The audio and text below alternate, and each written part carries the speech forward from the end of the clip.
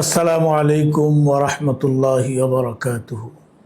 প্রিয় দেশবাসী, আপনারা জানেন বিগত 12ই ফেব্রুয়ারিতে বাংলাদেশে জাতীয় নির্বাচন হয়েছে। জাতীয় নির্বাচনের সাথে গণভোট অনুষ্ঠিত হয়েছে। এই গণভোট কী কারণে অনুষ্ঠিত হয়েছে, কী জন্য হয়েছে, গণভোটে মানুষের প্রত্যাশা কী, এগুলা আমরা সবাই জানি। দীর্ঘ সময় ব্যয় করে বাংলাদেশের সকল রাজনৈতিক দল জাতীয় ঐক্যমত্য কমিশনে জুলাই জাতীয় সনদ প্রস্তুত করেছে। এই জুলাই জাতীয় সনদকে বাস্তবায়নের উদ্দেশ্যেই গণভোটের আয়োজন হয়েছে এবং গণভোটে দেশের 70% মানুষ গণভোটের পক্ষে হা ভোটে মতামত ব্যক্ত করেছে। আমরা অত্যন্ত দুঃখের সাথে লক্ষ্য করছি যে বর্তমান সরকার শপথ নেওয়ার আগেই গণভোটের রায়কে বাস্তবায়নে গড়িমসি শুরু করেছে। এখনও তারা জুলাই জাতীয় সনদের গুরুত্বপূর্ণ অনেকগুলো আইন এবং বিধি নিয়ে তারা গড়িমসি করছে।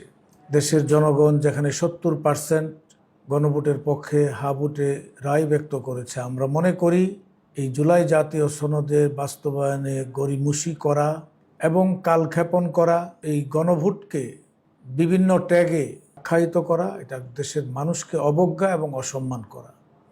70% জনগণ যেখানে হা ভোট দিয়েছে, সেখানে স্বাভাবিকভাবেই এই জুলাই জাতীয় সনদ বাস্তবায়ন হওয়ার কথা ছিল।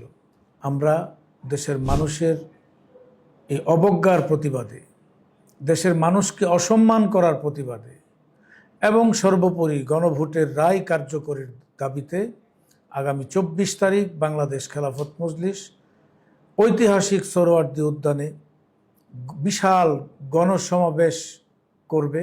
আমি আপনাকে, আপনার বন্ধুবান্ধব সহ সবাইকে আগামী 24 তারিখের এই গণভোটের রায় কার্যকরের দাবিতে এই গণসমাবেশে আপনারা সবাই উপস্থিত হবেন।